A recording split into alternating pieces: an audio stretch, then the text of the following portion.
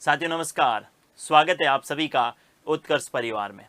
अपन मौलिक अधिकारों से संबंधित बात कर रहे थे और मौलिक अधिकारों से संबंधित आर्टिकल 25 के संदर्भ में अपन बात कर चुके थे, जिसमें प्रावधान किया गया था धार्मिक स्वतंत्रता से संबंधित। देखिए, आर्टिकल 25 से 28 जो हैं ये धार्मिक स्वतंत्रताओं से संबंधित प्रावधान किए गए हैं, जिसमें आर्टिकल 25 के बारे में अपन बात कर चुके थे, जिसमें आर्टिकल 25 में प्रावधान था कि प्रत्येक व्यक्ति को, किनको, प्रत्येक व्यक्ति को, और प्रत्येक व्यक्ति का मतलब होता है कि भारत के नागरिकों को तो प्राप्त हो गई होगा, साथ में वे विदेशी नागरिक जो भारत में रह रहे हैं या भारत में किसी कारण से आए हैं, किसी पद पर कार्य कर रहे हैं, उनको भी अपने अपने धर्म को मानने, अपने धर्म के अनुसार आचरण करने एवं अंतःकरण की क्या होगी, स्वतंत्रता होगी। साथियों, अंतःकरण की स्वतंत्रता में ही मैंने कहा अपने धर्म का प्रचार कर सकते हैं और साथ ही धर्म परिवर्तन की भी क्या दी गई है, स्वतंत्रता दी गई। हालांकि भारतीय संविधान के आर्टिकल 25 में यह उल्लेखित नहीं किया गया है कि धर्म का परिवर्तन किया जा सकता है, लेकिन जहां अंतःकरण जैसा शब्द उल्लेखित होता है तो ऐसा समझा जाता है, ऐसा माना जाता है कि अंतःकरण की स्वतंत्रता में ही धर्म परिवर्तन और धर्म प्रचार की भी क्या मिलती है, स्वतंत्रता मिलती है। लेकिन इनके साथ ही एक बात मैंने और आप लोगों को बताई थी, मैंने कहा धर्म को मान सकते हैं, आचरण कर सकते हैं, अंतःकरण की स्वतंत्रता होगी, लेकिन इनके अनुसार 3 प्रतिबंध या निर्बंधन भी लगाए गए हैं। उनके दायरे में रहते हुए ये धार्मिक स्वतंत्रताएं प्राप्त होगी, जिसमें सबसे पहले मैंने कहा था लोक व्यवस्था, दूसरा सदाचार और तीसरा स्वास्थ्य। कौन कौन सा? लोक व्यवस्था, सदाचार और स्वास्थ्य के अंतर्गत रहते हुए ये सारी जो स्वतंत्रताएं जिसके बारे में आर्टिकल 25 में उल्लेखित किया गया है वो अधिकार होगी। आर्टिकल 25 में यह भी प्रावधान किया गया था कि भारत के प्रत्येक नागरिक और साथ ही विदेशी नागरिक जो भारत में रह रहे हैं उनको क्या किसका अधिकार प्राप्त होगा? उनको जो है हिंदू धर्म से संबंधित जो सार्वजनिक स्थल हैं उनमें प्रवेश का अधिकार होगा। हालांकि कई जगह ऐसा नहीं है, अपने आस पड़ोस में भी अपन बहुत सारे ऐसे मंदिर देखते हैं जहां पर महिलाओं का प्रवेश वर्जित है या जहां पर दूसरे धर्मों के लोगों का प्रवेश वर्जित है। लेकिन आपने को सामान्यतः बात यह ध्यान में रखनी है कि आर्टिकल 25 में हिंदू धर्म के सार्वजनिक स्थलों में प्रवेश को लेकर बात की गई है, ये बिल्कुल क्लियर रहेगा। आर्टिकल 15(2) जिसमें सार्वजनिक स्थलों के प्रवेश को लेकर बात की गई है, उसमें मंदिर शब्द शामिल नहीं है। मंदिरों में प्रवेश को लेकर जो आंदोलन केरल में चल रहा है, और सबरीमाला मंदिर आप सब लोगों को पता होगा, सबरीमाला मंदिर में जो प्रवेश को लेकर लिंग के आधार पर भेदभाव किया जा रहा है, तो उसको लेकर जो महिलाएं प्रवेश करने के लिए कह रही हैं वो कौन से आधार, कौन से अनुच्छेद को आधार मान रही हैं, वो आर्टिकल कौन सा ध्यान में रखेंगे आप?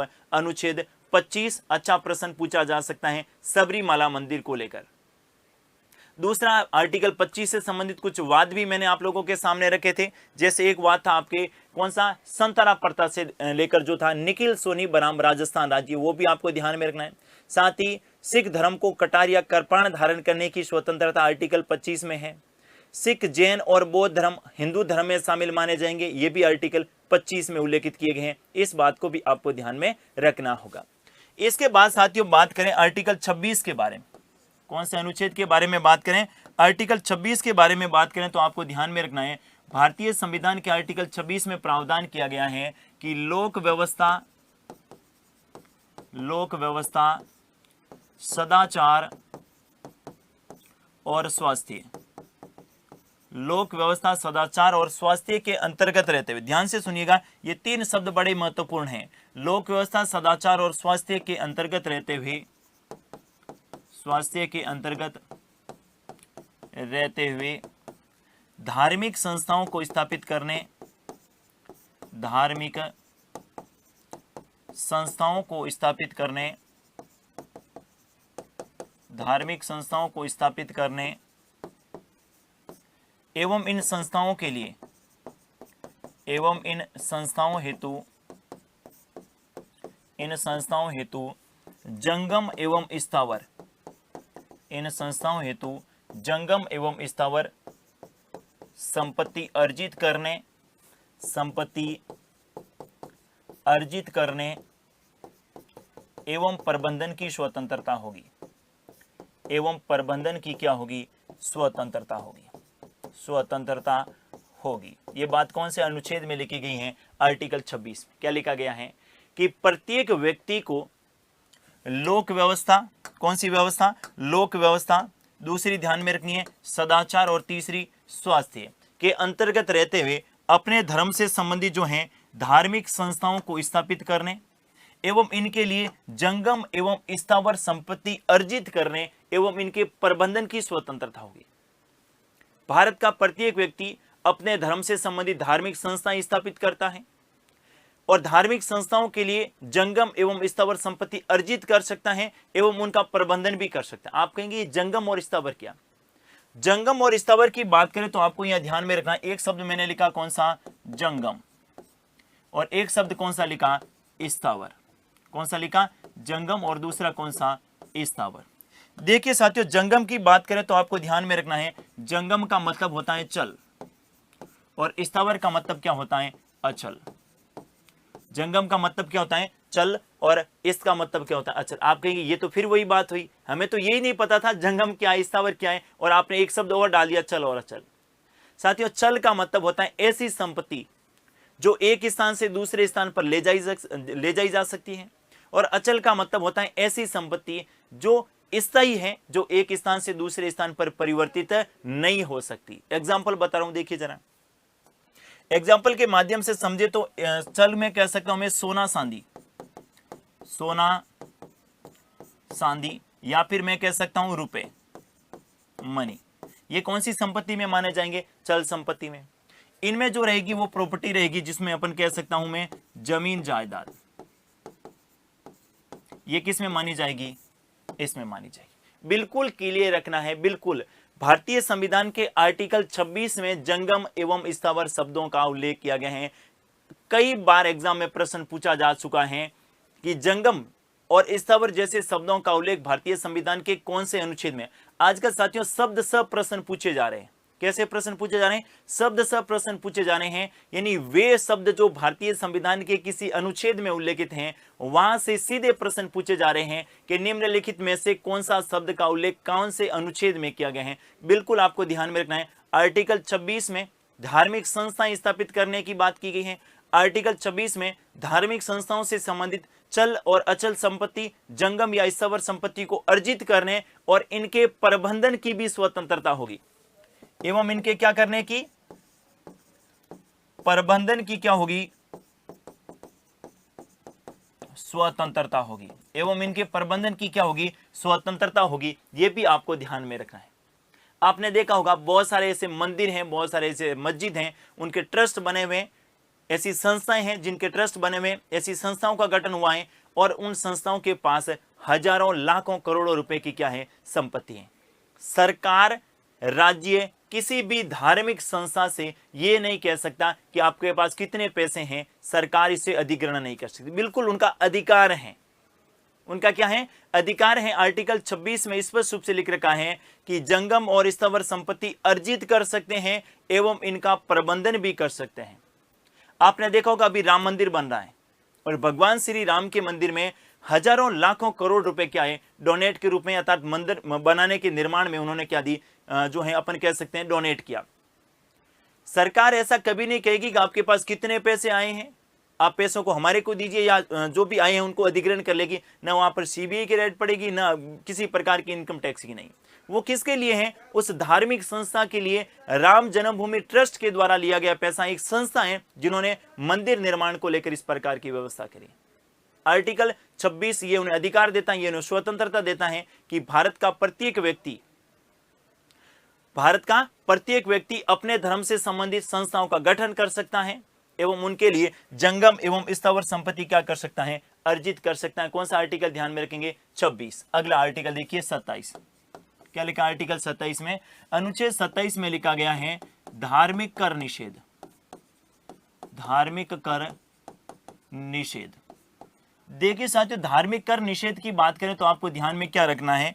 धार्मिक कर निषेध में आपको यह ध्यान में रखना है कि किसी धर्म विशेष की अभिवृद्धि के लिए, किसी धर्म विशेष की अभिवृद्धि या विकास के लिए किसी भी नागरिक से धर्म के नाम पर कोई टैक्स नहीं लिया जा सकता, लेकिन शुल्क लिया जा सकता है। मैं क्या कह रहा हूं? कर नहीं लिया जा सकता लेकिन शुल्क लिया जा सकता है। आप कहेंगे शुल्क क्या है? ध्यान से सुनिएगा। आर्टिकल 27 में क्या लिखा है? किसी धर्म विशेष की अभिवृद्धि या विकास के लिए, किसी धर्म विशेष की अभिवृद्धि या विकास के लिए अभिवृद्धि या विकास के लिए, किसी धर्म विशेष की अभिवृद्धि या विकास के लिए किसी भी व्यक्ति से कर नहीं लिया जा सकता, कर नहीं लिया जा सकता, किसी भी व्यक्ति से कर नहीं लिया जा सकता, किसी भी व्यक्ति से कर नहीं लिया जा सकता। ये बात कौन से आर्टिकल में लिखी गई है? 27 में। किसी धर्म विशेष की अभिवृद्धि या विकास के लिए, पर्टिकुलर किसी धर्म विशेष की अभिवृद्धि या विकास के लिए कोई टैक्स नहीं लगेगा। साथियों, एक पहले कर हुआ करता था मुगल काल में, आपने सुना होगा जजिया कर के नाम से, सुना होगा ना जजिया कर। जजिया कर किन से लिया जाता था? गैर मुसलमानों से लिया जाता था, और वो मुस्लिम धर्म के विकास और उनकी उन्नति में लगाया जाता था। तो ये एक प्रकार का वो कैसा कर था? धार्मिक कर था। स्वतंत्र भारत में जिसमें संविधान लागू हुआ है और उसके बाद से जो है 26 जनवरी 1950 के बाद से बिल्कुल स्पष्ट कर दिया गया है, और साथ ही मौलिक अधिकारों के आर्टिकल 27 में लिख लिया गया है कि किसी धर्म विशेष की अभिवृद्धि या विकास के लिए किसी भी व्यक्ति से धार्मिक कर नहीं लिया जा सकता। क्लियर है बात? धार्मिक कर नहीं लिया जा सकता। आपकी इच्छा है कि आप राम मंदिर के लिए पैसे दें, कोई मंदिर बन रहा है, कोई मस्जिद का निर्माण हो रहा है, कोई गुरुद्वारा बन रहा है, आपकी इच्छा के अनुसार देने, किसी को बाध्य नहीं कर सकते। ये भी बात आप लोगों को ध्यान में रखनी है, किसी को बाध्य नहीं कर सकते, ये बात आप जरूर ध्यान में रखिएगा। लेकिन मैंने आप लोगों से कहा था, मैंने कहा कर नहीं लिया जा सकता, शुल्क लिया जा सकता है। क्या लिया जा सकता है? शुल्क लिया जा सकता है। साथियों, प्रश्न इस प्रकार का पूछा जा सकता है, ध्यान से सुनिएगा। प्रश्न ये हो सकता है कि आर्टिकल 27 में धार्मिक शुल्क निषेध की बात करता है? नहीं, धार्मिक शुल्क निषेध की बात नहीं करता है। आर्टिकल 27 धार्मिक कर निषेध की बात करता है। किसकी बात करता है? धार्मिक कर निषेध की बात करता है। जबकि यहां पर मैंने क्या कहा है? धार्मिक शुल्क। एक एक शब्द का बड़ा महत्व है। आपसे प्रश्न पूछा जा सकता है कि भारतीय संविधान का आर्टिकल 27 धार्मिक शुल्क और कर दोनों के निषेध की बात करता है। आपको कहना है नहीं, सिर्फ और सिर्फ धार्मिक कर निषेध की बात करता है, धार्मिक शुल्क निषेध की बात नहीं करता। फिर आप कहेंगे धार्मिक शुल्क है क्या? यह भी जान लीजिएगा। किसी सेवा के बदले व्यक्तियों से जो पैसा लिया जाता है उसे अपन धार्मिक शुल्क कहते हैं, कर नहीं। शुल्क के बदले क्या मिलेगी? शुल्क के बदले में क्या मिलेगी? सेवा। किसी सेवा के बदले में सरकार जो पैसे ले रही है उसे धार्मिक शुल्क कहेंगे, कर नहीं कहेंगे। आप कहेंगे ऐसा है, कैसा है भारत में? बताइए जरा।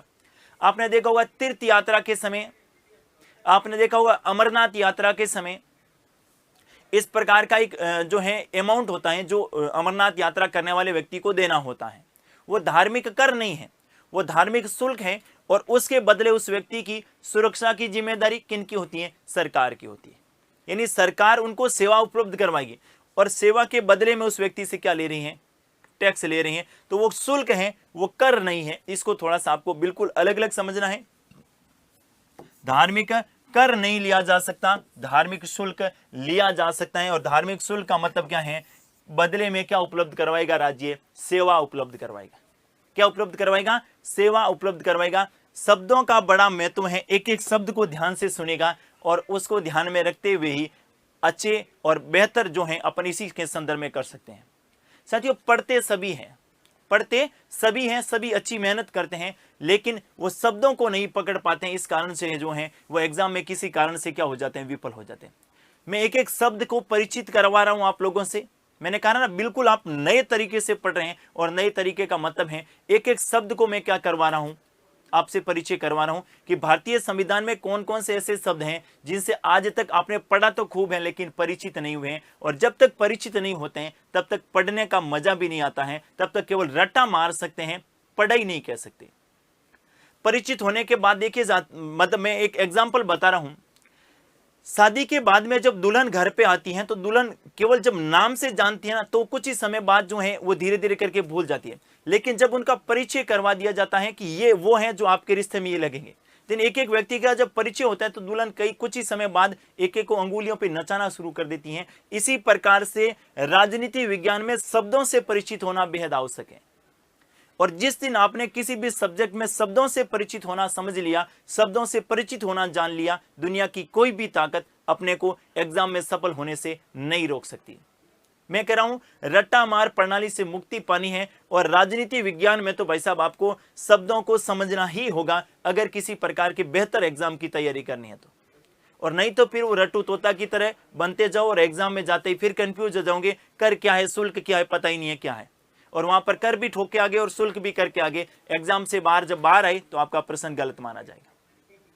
इसलिए मैं कह रहा हूं कम पढ़ें, लेकिन जो भी पढ़ें इतना स्ट्रॉन्ग पढ़ें, बेहतर पढ़ें कि उनसे संबंधित कैसा भी किसी प्रकार का प्रश्न पूछा जाए आपका प्रश्न गलत नहीं होना चाहिए। बस ये मैं आप लोगों से क्या कर रहा हूं, निवेदन मान लो या फिर क्या मान लो, आग्रह मान लो। ठीक है, अगले आर्टिकल की ओर बढ़ते हैं। अगला आर्टिकल ध्यान में रखना साथियों कौन सा है, आर्टिकल 28।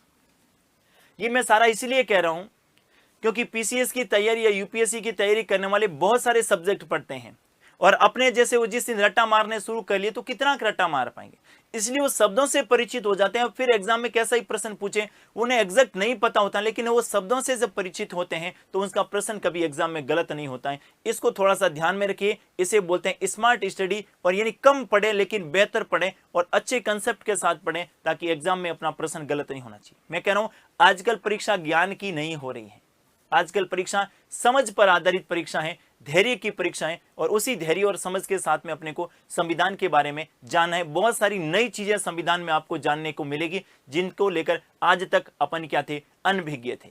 ठीक है, आर्टिकल 28 के बारे में बात करें तो आर्टिकल 28 में लिखा गया है धार्मिक शिक्षा निषेध।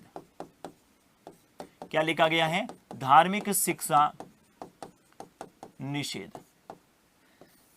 धार्मिक शिक्षा निषेध के बारे में बात करें तो आर्टिकल 28 में ऐसा लिखा गया है किसी भी शिक्षण संस्थान में, चाहे वो सरकारी है या गैर सरकारी है या सरकार से वित्त पोषित कोई शिक्षण संस्थान है, उन शिक्षण संस्थान में किसी भी प्रकार की धार्मिक शिक्षा नहीं दी जा सकती। ध्यान से सुनिएगा मैं क्या कह रहा हूं कि सभी प्रकार के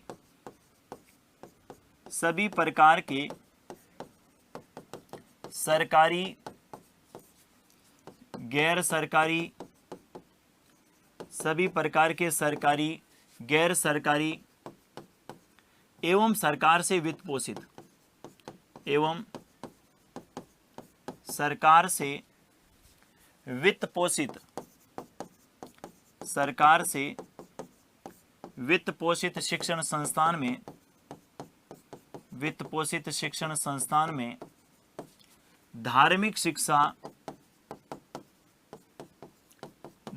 शिक्षा नहीं दी जा सकती, नहीं दी जा सकती। किसी भी शिक्षण संस्थान में धार्मिक शिक्षा नहीं दी जा सकती, ये बात आपको ध्यान में रखनी है। कौन से आर्टिकल में उल्लेखित किया गया है, अनुच्छेद 28 में। मैंने क्या कहा, आर्टिकल 28 में प्रावधान किया गया है किसी भी प्रकार के शिक्षण संस्थान के संदर्भ में बात हो, वो शिक्षण संस्थान आपके कैसे हो सकता है, सरकारी हो सकता है, गैर सरकारी हो सकता है, या फिर सरकार से वित्त पोषित, या मैं कहूं सरकार से मान्यता प्राप्त, सरकार से मान्यता प्राप्त या सरकार से वित्त पोषित शिक्षण संस्थान में किसी भी प्रकार की धार्मिक शिक्षा नहीं दी जा सकती। साथियों एक दिन मैं ऐसे ही बात कर रहा था, मैंने कहा धार्मिक शिक्षा नहीं दी जा सकती, और एक स्टूडेंट और आप सभी जो हैं विद्यार्थी, आपके मन में एक प्रश्न आ रहा होगा, और वो प्रश्न क्या है कि हम जब स्कूल में पढ़े थे तो भगवान महावीर की शिक्षाएं अपने पढ़ी थी, इनके अलावा सिख धर्म के जो गुरु हैं उनके बारे में पढ़ा था, इनके अलावा हिंदू धर्म में भी जो हिंदू धर्म से संबंधित जो आपके शंकराचार्य हैं, या हिंदू धर्म से संबंधित जो भी आपके रामसैनी संप्रदाय हैं इनके बारे में पढ़ा था, मुस्लिम धर्म से संबंधित भी मोहम्मद साहब के बारे में पढ़ा था। फिर आप कहेंगे वो तो धार्मिक शिक्षा है। नहीं, वो धार्मिक शिक्षा नहीं है, वो ऐसे महापुरुष हैं जिनसे जीवन से सीखने के लिए कुछ मिल सकता है, उसको धार्मिक शिक्षा नहीं माना जाएगा, उसको धार्मिक शिक्षा नहीं माना जाएगा। इसको थोड़ा सा क्लियर रखिएगा। बस नई चीज आपको इसी प्रकार ध्यान में रखनी है कि भगवान महावीर के बारे में हमने पढ़ा है, गौतम बुद्ध के बारे में पढ़ा है, गुरु गोविंद सिंह के बारे में पढ़ा है, फिर तो आप कहेंगे कि ये तो जैन धर्म से संबंधित शिक्षा है, ये बौद्ध धर्म से संबंधित शिक्षा है, और ये सिख धर्म से संबंधित शिक्षा है। नहीं, वो किसी धर्म से संबंधित शिक्षा नहीं है। उनकी अच्छाइयां हैं जो समाज के सभी लोगों को अपनानी चाहिए, और समाज के सभी लोगों को ऐसे महापुरुषों के संदर्भ में ज्ञान होना चाहिए कि भगवान महावीर स्वामी ने जो है क्या क्या शिक्षाएं दी, गौतम बुद्ध ने क्या शिक्षाएं दी, गुरु गोविंद सिंह ने क्या बातें कही, शंकराचार्य ने क्या बातें कही, मोहम्मद साहब ने क्या बातें कही। वो किसी एक धर्म के बारे में थोड़ी कह रहे थे, वो तो ऐसे कह रहे थे सभी धर्मों के प्रति, लेकिन अपने बात थोड़ी सी सोचने की जो है ना, थोड़ी सी अपने गलत प्रक्रिया समझ रही, अपने उसको किसी धर्म विशेष का मान लिया और उसी को अपने क्या मान लिया, धार्मिक शिक्षा मान लिया। बिल्कुल आपको ध्यान में रखना है, ऐसे महापुरुषों की जीवनियां, ऐसे महापुरुषों की शिक्षाएं जब भी अपन पढ़ते हैं, वो सरकारी स्कूलों में भी पढ़ाई जाती हैं, वो गैर सरकारी स्कूलों में भी पढ़ाई जाती हैं, उसको धार्मिक शिक्षा की श्रेणी में शामिल नहीं माना जाएगा। इस बात को ध्यान में रखिएगा। ये क्वेश्चन पीसीएस के एग्जाम में पूछा जा चुका है कि क्या भगवान महावीर की शिक्षा को आर्टिकल 28 के तहत धार्मिक शिक्षा करने का निषेध की बात करते हैं। आपको कहना नहीं, भगवान महावीर हो, भले ही आपके गौतम बुद्ध हो, भले ही गुरु गोविंद सिंह हो, भले ही शंकराचार्य हो या तुलसीदास हो, रैदास हो, ये धर्म से संबंधित हो सकते हैं, लेकिन उनकी शिक्षाएं किसी एक धर्म से संबंधित नहीं है। ये बात आपको ध्यान में रखनी है। क्लियर है बात? किसी भी प्रकार की शिक्षण संस्थान में धार्मिक शिक्षा नहीं दी जाएगी। फिर से आपके मन में एक प्रश्न आ रहा होगा, और वो क्या है, फिर मुस्लिम धर्म से संबंधित मदरसे क्यों? अरे उनके लिए अलग प्रावधान किया गया है आर्टिकल 30 के तहत। आर्टिकल 30 जब पढ़ेंगे ना, लेकिन थोड़ा सा मैं बता देता हूं, आर्टिकल 30 के तहत उन्हें अधिकार है, अल्पसंख्यक वर्ग को अपनी भाषा और लिपि में शिक्षा देने का क्या दिया गया है, अधिकार दिया गया है। वो आर्टिकल 30 रहेगा, उसको थोड़ा सा आपको ध्यान में रखना है। अपन यहाँ किसके बारे में बात करें? अपन यहाँ बात करें आर्टिकल 28 के संदर्भ में।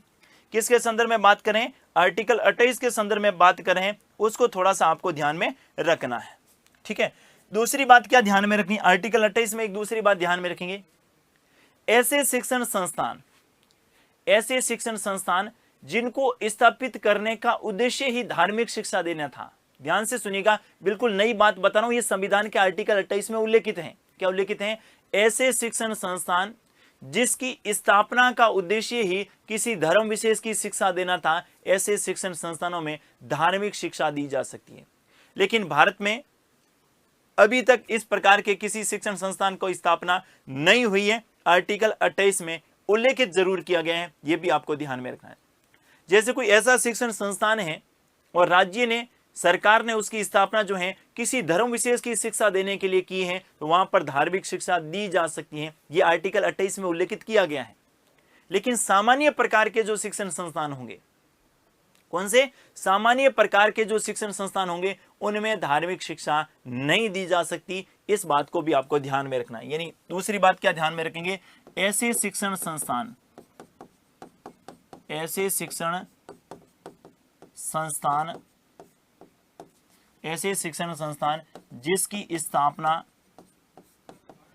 जिसकी स्थापना का उद्देश्य, ऐसे शिक्षण संस्थान जिसकी स्थापना का उद्देश्य किसी धर्म विशेष की शिक्षा देना है, किसी धर्म विशेष की शिक्षा देना है, ऐसे शिक्षण संस्थान में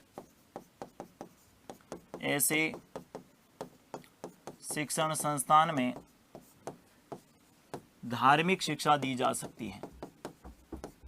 धार्मिक शिक्षा दी जा सकती है। ऐसे शिक्षण संस्थान में धार्मिक शिक्षा दी जा सकती है। लेकिन एक बात यहां पर जरूर आपको ध्यान में रखना है, भारत में अब तक क्या ध्यान में रखेंगे? भारत में अब तक ऐसे शिक्षण संस्थान की स्थापना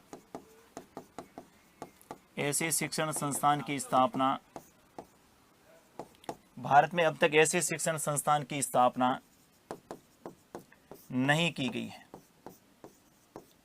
भारत में अब तक ऐसे शिक्षण की स्थापना नहीं की गई है। इस बात को भी आपको ध्यान में रखना है। अभी तक इस प्रकार की शिक्षण संस्थान की स्थापना नहीं हुई है। अगर इस धर्म से संबंधित शिक्षण संस्थान की स्थापना हुई होती तो उसमें धार्मिक शिक्षा दी जा सकती थी। इस बात को भी ध्यान में रखना है। यह भी उल्लेख भारतीय संविधान के कौन से आर्टिकल में है? आर्टिकल 28 में है। बिल्कुल आपको ध्यान में रखना है।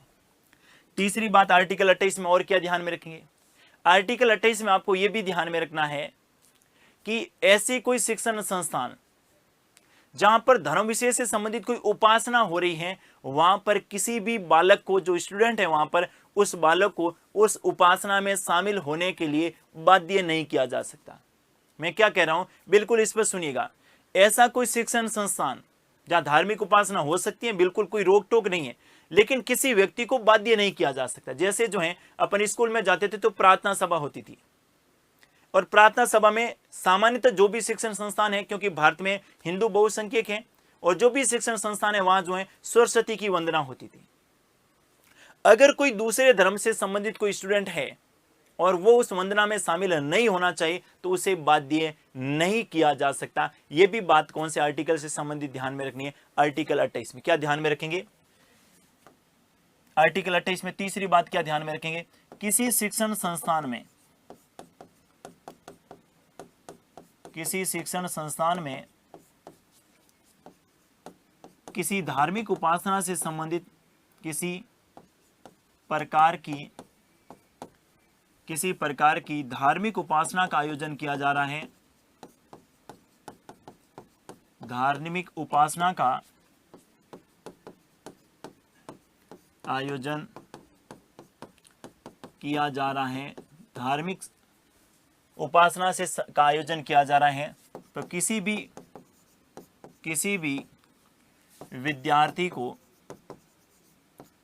विद्यार्थी को उस उपासना में शामिल होने के लिए, उस उपासना में शामिल होने के लिए, उपासना में शामिल होने के लिए बाध्य नहीं किया जा सकता, उस उपासना में शामिल होने के लिए बाध्य नहीं किया जा सकता। यह भी बात आप कौन से आर्टिकल से संबंधित रहेंगे? आर्टिकल 28। तो तीसरी बात, और अगर वो बालक अवयस्क है तो उनके माता पिता जो हैं, अगर उनको इसी प्रकार की कोई उपासना का आयोजन करना है तो माता पिता से क्या लेनी पड़ेगी? अनुमति लेनी पड़ेगी। क्यों? बालक तो क्या है? नाबालिग हैं, बालक क्या है? अवयस्क हैं। तो ऐसी स्थिति में उतनी समझ नहीं है। ऐसी स्थिति में अगर किसी कोई दिक्कत है तो माता पिता से अनुमति लेनी होगी। ये थोड़ा सा आपको ध्यान में रखना है कि किसी धर्म विशेष की उपासना से संबंधित को आयोजन किया जा रहा है शिक्षण संस्थान में, तो उसे किसी भी बालक को वहां बाध्य नहीं करेंगे कि आपको उपस्थित होना ही होना है। हो सकता है वो किसी दूसरे धर्म से बिलोंग करता हो और उस धर्म में इस प्रकार की उपासना का प्रावधान नहीं हो। इस बात को भी आपको ध्यान में रखना। साथियों, ऐसा ही एक मामला आया था उत्तर प्रदेश से संबंधित। उत्तर प्रदेश में जो मदरसे हैं, और मदरसों में सरकार ने प्रावधान किया कि मदरसों में राष्ट्रगान का आयोजन किया जाना चाहिए। किसकी बात कर रहा हूं मैं? उत्तर प्रदेश की। उत्तर प्रदेश में क्या प्रावधान किया गया कि उत्तर प्रदेश में जो भी मदरसे हैं, इन मदरसों में राष्ट्रगान को अनिवार्य रूप से लागू किया गया। अनिवार्य रूप से लागू कि मदरसों में राष्ट्रगान जो है अनिवार्य रूप से रोज का रोज होगा। इसको लेकर इलाहाबाद हाईकोर्ट में मामला गया, लेकिन इलाहाबाद हाईकोर्ट ने कहा कि ये जो राष्ट्रगान है, ये किसी धर्म विशेष से संबंधित नहीं है, किसी धर्म विशेष से संबंधित नहीं है। धर्म विशेष से संबंधित राष्ट्रगान किसी धर्म विशेष से संबंधित नहीं है।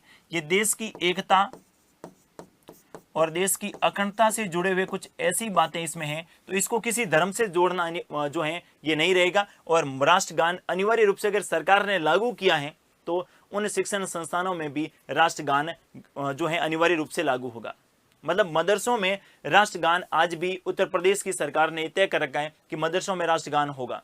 हालांकि लगभग सभी प्रकार के शिक्षण संस्थानों में राष्ट्रगान और राष्ट्रगीत का आयोजन करवाया जाता है, लेकिन फिर भी इलाहाबाद हाईकोर्ट ने स्पष्ट कर दिया कि राष्ट्रगान किसी धर्म विशेष से संबंधित नहीं है। ये देश की एकता और अखंडता में पिरोए रखने के लिए कुछ ऐसे तत्व हैं जिसको किसी धर्म से जोड़ना उचित नहीं है। ये बात ध्यान में रखिएगा राष्ट्रगान के संदर्भ में। ऐसा ही एक मामला आया था राष्ट्रगीत से संबंधित। किससे संबंधित? राष्ट्रगीत से संबंधित। और राष्ट्रगीत से संबंधित ये जो मामला आया था ये तमिलनाडु से संबंधित था। कौन से नाडु से संबंधित था?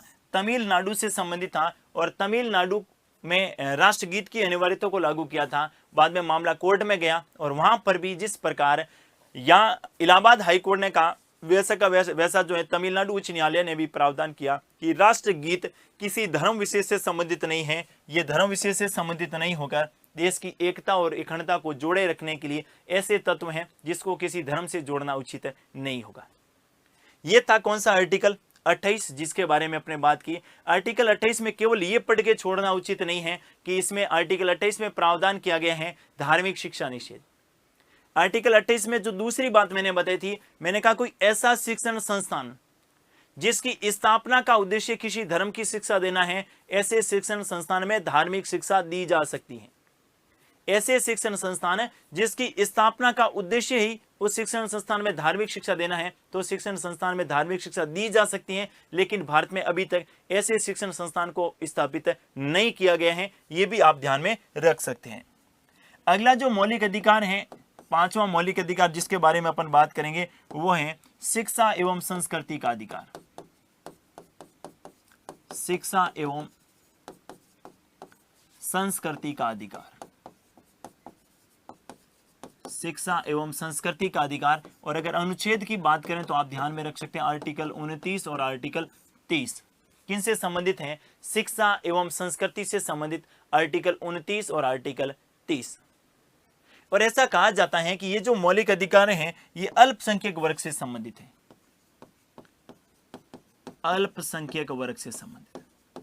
जो हमारे अल्पसंख्यक भाई बहन हैं, जो हमारे अल्पसंख्यक भाई बहन हैं, इन्होंने संविधान सभा में कहा कि हमारे लिए कुछ प्रावधान कीजिएगा, क्योंकि बहुत सारे ऐसे जो हैं अल्पसंख्यक, में परिभाषित करूंगा कौन अल्पसंख्यक मानते हैं, इसको लेकर क्या मामला जो है ये आया था, इसके बारे में भी बात करेंगे। लेकिन सामान्य तौर पर अगर आपसे प्रश्न पूछे कि बताइएगा जरा भारतीय संविधान के ऐसे कौन से मौलिक अधिकार हैं जो अल्पसंख्यकों से संबंधित हैं, भारतीय संविधान के ऐसे कौन से मौलिक अधिकार हैं जो अल्पसंख्यकों से संबंधित हैं, आपको ध्यान में रखना है। आर्टिकल 29 और आर्टिकल 30 जो हैं ये किन से संबंधित हैं? अल्पसंख्यक वर्ग से संबंधित हैं।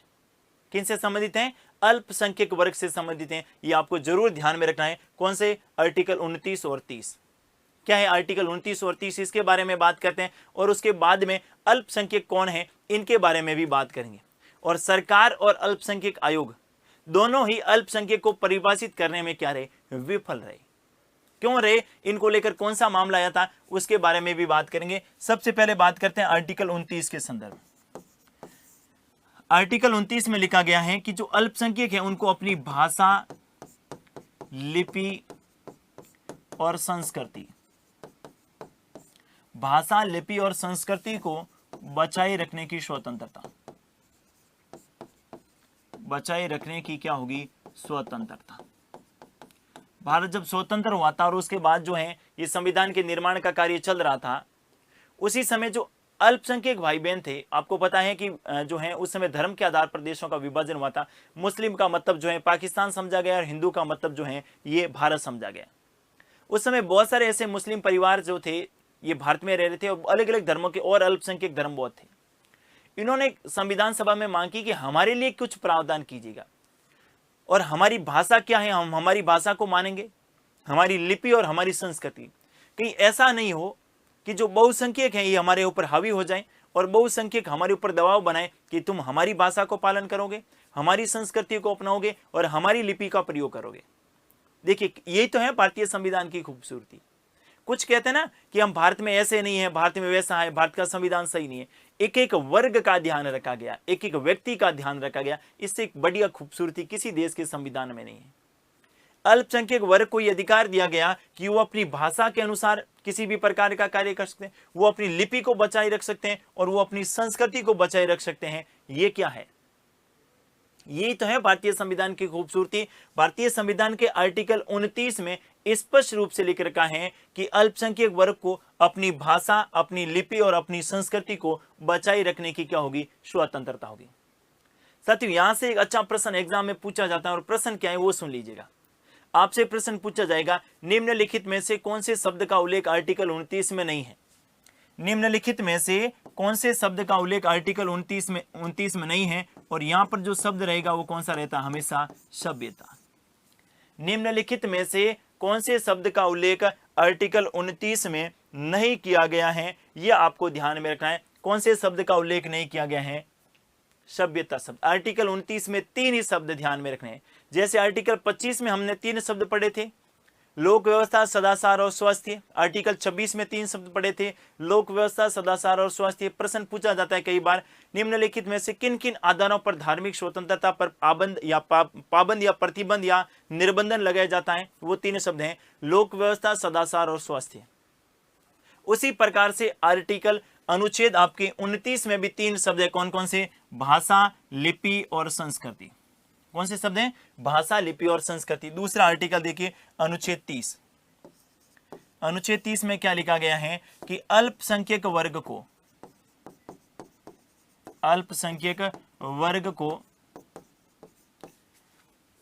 अपनी भाषा में शिक्षा देने हेतु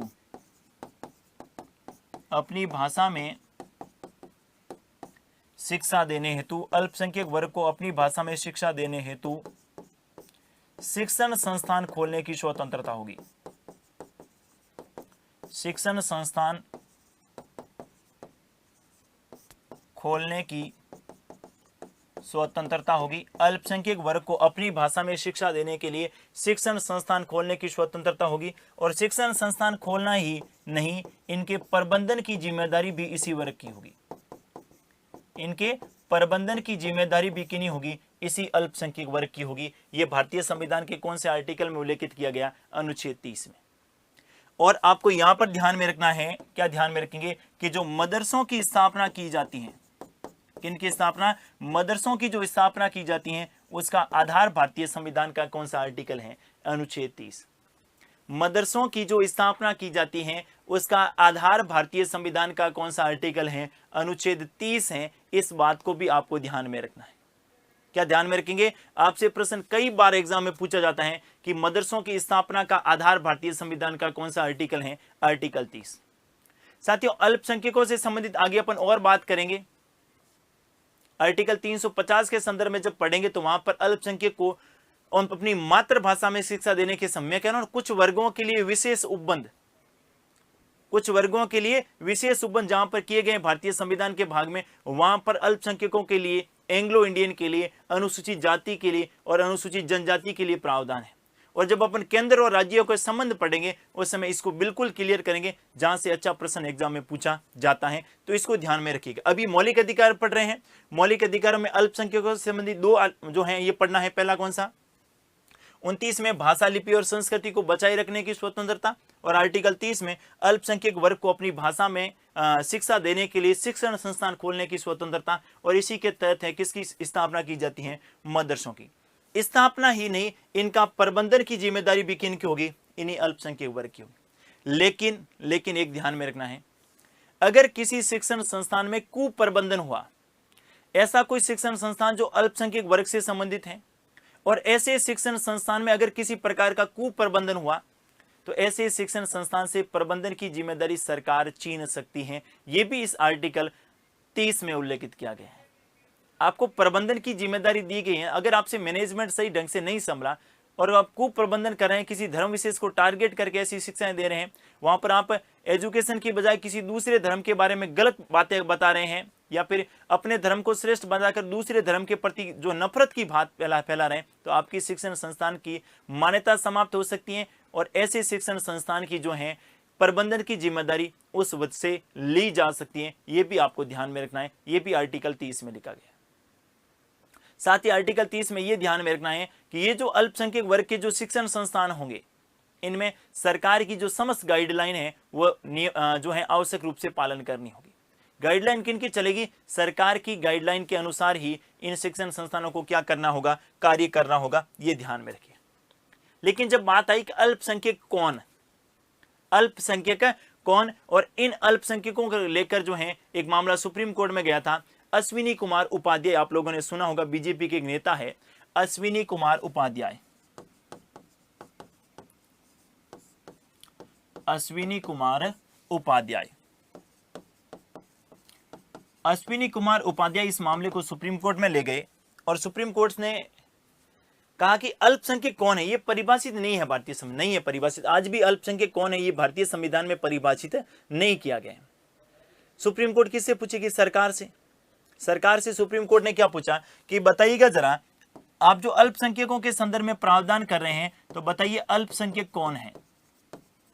अल्पसंख्यक कौन है, और दूसरा आप बताएंगे अल्पसंख्यक का निर्धारण किस आधार पर कर रहे हैं। अल्पसंख्यक का निर्धारण किस आधार पर कर रहे हैं, किस आधार पर कर रहे हैं,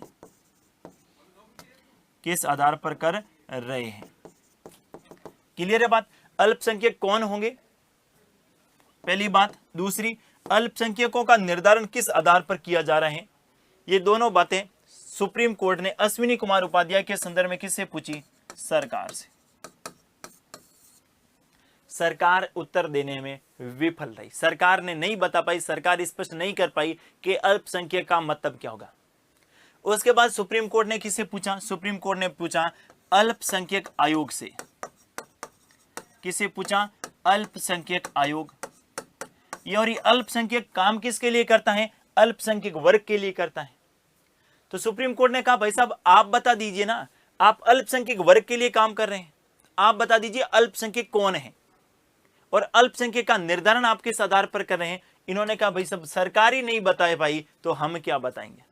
अर्थात अश्विनी कुमार उपाध्याय वाद में आपको ध्यान में रखनी है, अल्पसंख्यकों को परिभाषित करने के संदर्भ में सर्वोच्च न्यायालय ने किनसे, सरकार और अल्पसंख्यक आयोग से पूछा, लेकिन दोनों ही अपने उत्तर देने में क्या रहे, विफल रहे।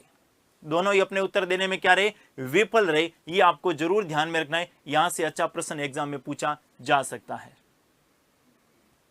लेकिन आज क्या प्रावधान है, नहीं अभी तक परिभाषित नहीं हुआ है, अभी तक भारत में परिभाषित नहीं हो पाया है कि अल्पसंख्यक क्या है। लेकिन बात अल्पसंख्यक की करें तो सामान्यतः जो परिभाषित करने की जो बात आई है और वो यह है कि जिस धर्म की आबादी 50% से कम है उसे अपन कैसा मानते हैं, अल्पसंख्यक मानते हैं। ध्यान से सुनिएगा, क्या ध्यान में रखना है, जिस धर्म की आबादी, जिस धर्म की जनसंख्या, जिस धर्म की जनसंख्या 50% से कम है। क्योंकि ये अश्विनी कुमार उपाध्याय ने इसलिए ले गए क्योंकि बहुत सारे ऐसे राज्य हैं जहां पर हिंदू अल्पसंख्यक हैं, यानी हिंदू वहां पर 50% से कम है, लेकिन उनको अल्पसंख्यकों का लाभ नहीं मिल रहा है। तो अश्विनी कुमार ने कहा केंद्र के आधार पर कर रहे हैं जनसंख्या का निर्धारण या राज्य के आधार पर। अभी तक मामला चल रहा है, क्लियर नहीं हो पाए, लेकिन फिलहाल की क्या व्यवस्था है, ऐसे बहुत सारे राज्य हैं जहां पर हिंदू अल्पसंख्यक यानी हिंदुओं की आबादी, हिंदुओं की जनसंख्या 50% से कम है। इनसे संबंधित मामला गया था, लेकिन अभी तक सरकार न जवाब दे पाई और न ही कौन जवाब दे पाया, अल्पसंख्यक आयोग दे पाया। आपको यह ध्यान में रखना है कि जिस धर्म की आबादी 50% से कम है उसे क्या बोलते हैं, अल्पसंख्यक बोलते हैं। उसे क्या बोलते हैं, अल्पसंख्यक कहते हैं। और ये 50% जो है ये भारत की कुल जनसंख्या का रहेगा। ये जो 50% रहेगा ये भारत की कुल जनसंख्या का रहेगा, भारत की कुल जनसंख्या का। किसका कुल जनसंख्या का, भारत की कुल जनसंख्या का। राज्यों के लिए अलग से अल्पसंख्यकों का कोई प्रावधान नहीं किया गया है, इसमें भी आपको ध्यान में रखना। और इसको अगर माने तो जो है कौन कौन से धर्म अल्पसंख्यक अपन कह सकते हैं, मुस्लिम धर्म, दूसरा अपन कह सकते हैं सिख, तीसरा अपन कह सकते हैं जैन, फोर्थ अपन कह सकते हैं बौद्ध, पांचवा अपन कह सकते हैं पारसी, और छठा कौन सा कह सकते हैं, ईसाई। ये कैसे धर्म हो गए, अल्पसंख्यक धर्म। लेकिन अभी तक परिभाषित संविधान में नहीं किया गया है, तो इसको भी आपको जरूर ध्यान में रखना है। भारतीय संविधान में अभी तक अल्पसंख्यक को परिभाषित नहीं किया गया। ये आपका हो गया कौन सा, पांचवा मौलिक अधिकार, जो किससे संबंधित था, शिक्षा एवं संस्कृति से संबंधित, जिसको अपन अल्पसंख्यक वर्ग के संदर्भ में भी कहते हैं। नेक्स्ट साथियों आपको ध्यान में ये रखना है, अगला ध्यान में ये रखना है आर्टिकल 31। आर्टिकल 31 में संपत्ति के अधिकार का उल्लेख था। किसका उल्लेख था, संपत्ति का अधिकार। और संपत्ति के अधिकार को 44वें संविधान संशोधन, 44वें संविधान संशोधन 1978 के द्वारा, 44वें संविधान 1978 के द्वारा क्या किया गया, 44वें संविधान 1978 के द्वारा संपत्ति के अधिकार को क्या कर दिया गया, मौलिक अधिकारों से हटाकर। 44वें संविधान संशोधन 1978 के द्वारा संपत्ति के अधिकार को राइट टू प्रॉपर्टी, संपत्ति के अधिकार को मौलिक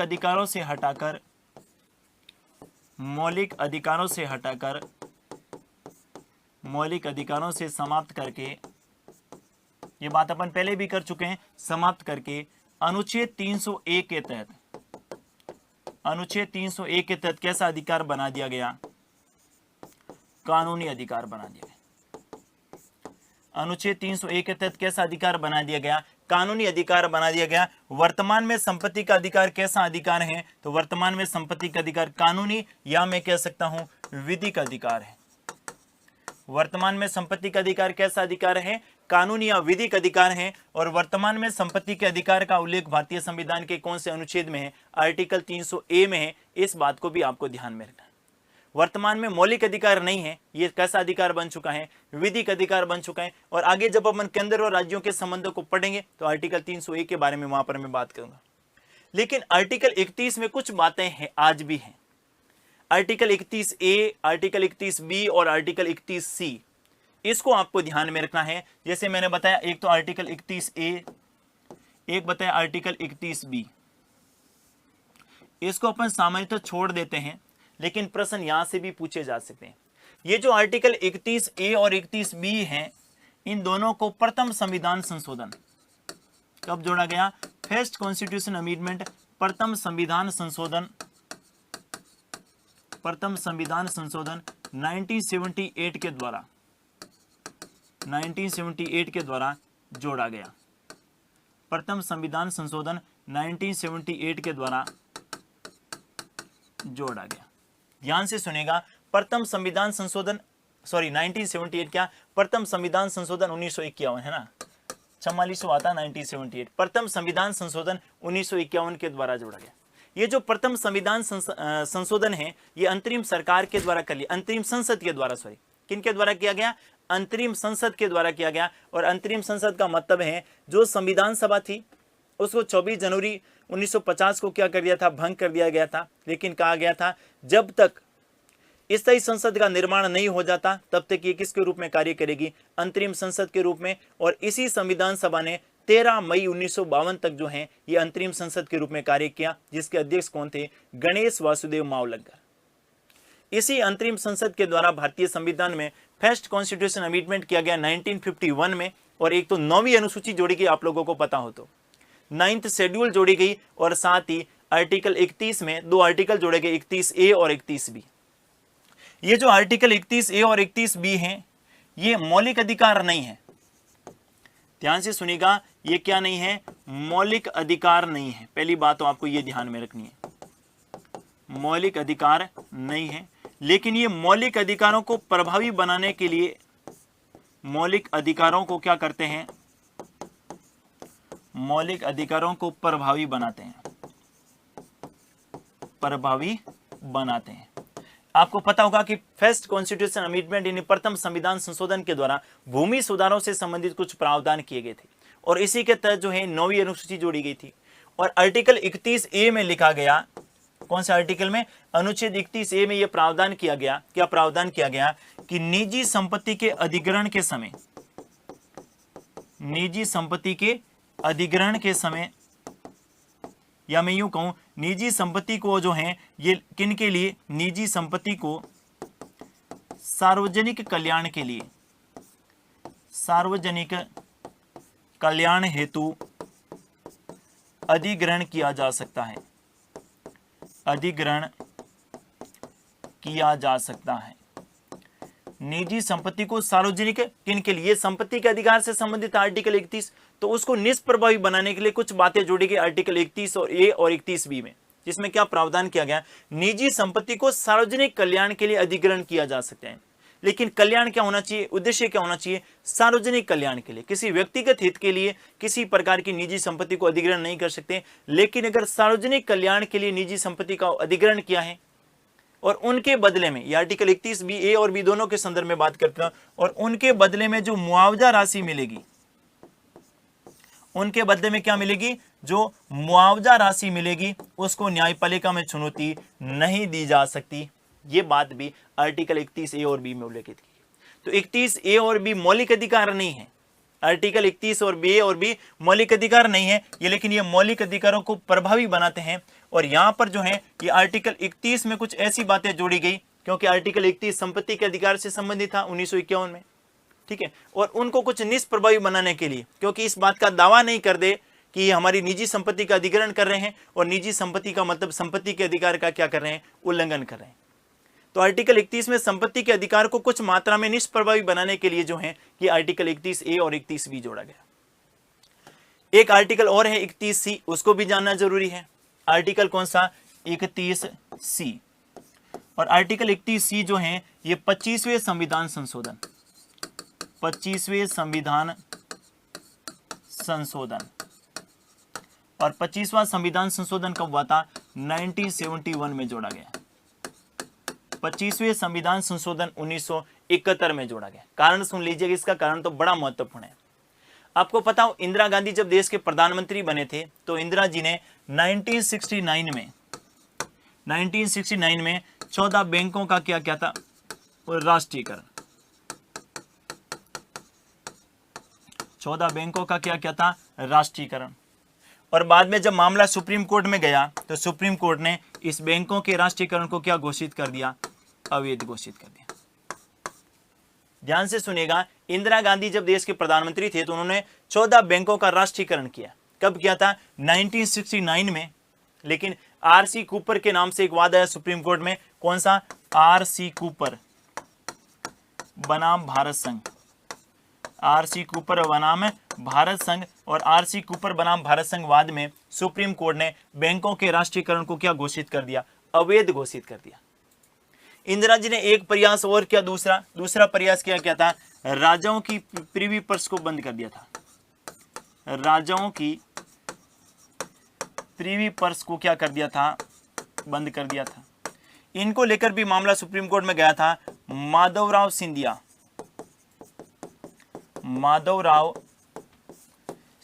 बनाम भारत संघ, माधवराव सिंधिया बनाम भारत संघ। और यहां पर सुप्रीम कोर्ट ने इस राजाओं के प्रीवी पर्स को जो बंद किया था, इसको भी सुप्रीम कोर्ट ने क्या घोषित कर दिया, अवैध घोषित कर दिया। क्योंकि यह संपत्ति के अधिकार की बात, ये बैंकों का राष्ट्रीयकरण मतलब बैंक जो हैं ये निजी संपत्ति हुआ करते थे। पहले बैंक क्या थे, निजी थे। हम सब लोगों का इतनी शक्ति नहीं थी कि अपन बैंक में जाए और अकाउंट खुलवाए। ये तो इंदिरा गांधी जी का भला हो जिन्होंने ऐसे प्रावधान की। यहां पर ध्यान में रखिएगा, अच्छा प्रश्न हो सकता है। बैंकों का आप इकोनॉमिक्स में पढ़ते हैं, बैंकों का राष्ट्रीयकरण किया गया, ठीक है। अब इन दोनों को मामलों को जैसे ही सुप्रीम कोर्ट ने कहा ये तो अवैध है, क्योंकि संपत्ति के, सुप्रीम कोर्ट का कहना भी सही था। सुप्रीम कोर्ट का कहना इसलिए सही था क्योंकि संपत्ति का अधिकार अब तक मौलिक अधिकार था, और जब संपत्ति का अधिकार मौलिक अधिकार था तो इस समय जो है किसी प्रकार से अपन हटा नहीं सकते। अब इंदिरा तो इंदिरा थी, इंदिरा जी ने आर्टिकल 31 सी जोड़ा, और 31 सी जोड़कर क्या कहा कि 39 बी और 39 सी, अपन बात करूंगा मैं किसका उल्लेख है, 39 बी और 39 सी को प्रभावी बनाने हेतु, 39 बी और 39 सी को प्रभावी बनाने हेतु यदि 39 बी और सी को प्रभावी बनाने हेतु यदि मौलिक अधिकारों के अनुच्छेद, यदि मौलिक अधिकारों के अनुच्छेद 14 और 19 का उल्लंघन हो, अनुच्छेद 14 और 19 का उल्लंघन हो तो उसे उल्लंघन नहीं समझा जाए, उल्लंघन नहीं समझा जाए। आप कहें कि 39 बी और सी में क्या है, ये भी सुन लीजिएगा। आर्टिकल 39 बी में है भौतिक संसाधनों का जो है, कौन से संसाधन, भौतिक संसाधनों के संदर्भ। 39 बी में क्या ध्यान में रखेंगे, भौतिक संसाधनों का क्या होना चाहिए, भौतिक संसाधनों का केंद्रीकरण नहीं होना चाहिए, जिससे अधिकतम लोगों का क्या हो सके, कल्याण हो सके, अधिकतम लोगों का क्या हो सके, कल्याण हो सके। आप कहेंगे भौतिक संसाधन क्या है, शब्दों से परिचित होना तो अपनी एक परंपरा रही है, ठीक है। अपन शब्दों से परिचित हुए बिना आगे बढ़ते हैं। भौतिक संसाधनों का मतलब मैं एग्जांपल बता रहा हूं, देखिए जरा। भौतिक संसाधनों का मतलब अपन कह सकते हैं रेलवे, बैंक, ये कैसे संसाधन है, भौतिक संसाधन है। इंदिरा जी ने क्या किया, रेलवे, इंदिरा जी ने क्या कहा, इंदिरा जी ने क्या कहा कि मैंने भौतिक संस्था, क्योंकि आर्टिकल 39B में लिखा है और 39B का मतलब ये भारतीय संविधान के कौन से भाग की बात कर रहा हूं मैं, भाग 4, और भाग 4 में क्या है, राज्य के नीति निर्देशक तत्व, राज्य के नीति निर्देशक तत्व, ये दोनों में टकराव की स्थिति थी। किन में, मौलिक अधिकार और नीति निर्देशक तत्वों में। आगे मैं बात करूंगा दोनों में टकराव को लेकर है, मिनरल में इस बात किया था, उससे पूर्व की सारी बातें, लेकिन वो कब करेंगे, जब नीति निर्देशक तत्व पढ़ लेंगे तब। यहां पर केवल आपको सामान्यतः बात ध्यान में रखनी है, 31C में प्रावधान किया गया, 39B में भौतिक संसाधन का केंद्रीकरण नहीं होना चाहिए और 39C में लिखा गया है आर्थिक संसाधनों का केंद्रीकरण नहीं होना चाहिए। इंदिरा जी ने क्या कहा, इंदिरा जी ने कहा कि मैंने राज्य के कर्तव्य हैं, राज्य का कर्तव्य क्या है, अधिकतम लोगों का कल्याण करे, और मैंने जो है इसी को आधार बनाते हुए, किनको आधार बनाते हुए, आर्टिकल 39B और 39C को आधार बनाते हुए ही मैंने क्या किया है, मैंने बैंकों का राष्ट्रीयकरण किया है और राज्यों की प्रीवी पर्स क्या किए हैं, बंद की है।